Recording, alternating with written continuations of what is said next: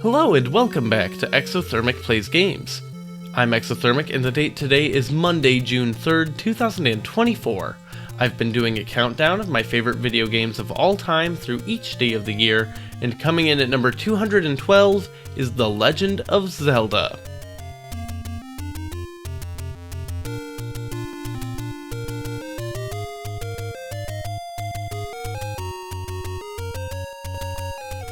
I'm going to be really upfront about this. I had not properly played The Legend of Zelda in close to 20 years.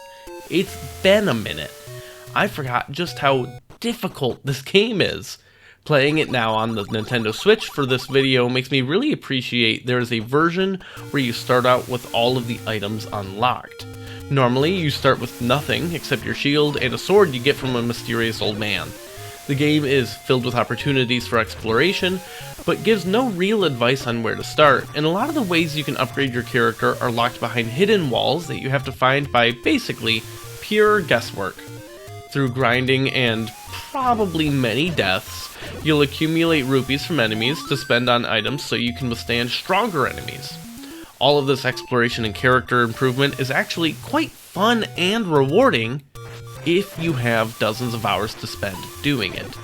I, unfortunately, do not. But that's okay. Using the variant game on the Switch to start with all of the items and a ton of rupees saves a ton of time. It doesn't give me all of the heart containers I'd be able to find in the world, but it's manageable, and the game is still far from trivial. Combat is done largely with your sword, whether it be with the regular sword or the upgraded magical sword that may or may not be the Master Sword. When you're at full health, you can shoot sword lasers at enemies. Having this ranged attack makes staying topped off very important. Don't worry too much if you take damage, however, as defeated enemies can drop hearts, which will heal you, and you also have healing potions you can buy. If you do die, the game actually has an autosave feature, kind of, allowing you to continue from a previous spot, but also keeping any additional items you've picked up. The enemy variety in dungeons is actually fairly impressive, and they behave quite differently, with unique strategies and movement patterns for each of them. The learning curve on the game is steep, and mistakes are punishing, but as you get used to fighting each enemy, it's extremely rewarding to overcome that challenge. Other than secret doors being insanely secret to the point of just having to bomb the map over and over, finding the hidden parts of the game is interesting, and every item at your disposal has its own unique set of uses, like how the candle, for example, can not only burn some enemies, but also clear paths of trees and illuminate dark rooms. Ultimately, there's not much story to tell in the first Zelda game. You're a hero, you go fight through dungeons, and beat the bad guy, restoring peace to the world. That's about it.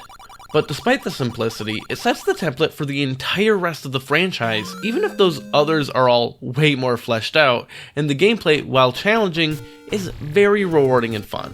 Being able to keep going even when you keep dying is definitely nice when you're not on a time crunch.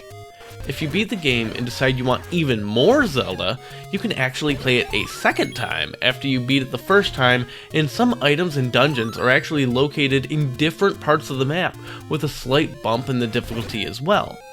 Having so much replayability on an NES cartridge is definitely rare and an impressive feat of programming. Overall, the game shows some of its age for sure. I mean, it is a 38-year-old game, but it still holds up really well. Join me tomorrow as I talk about the 211th game on my list, where I allow historical inaccuracy for the sake of gameplay and narrative.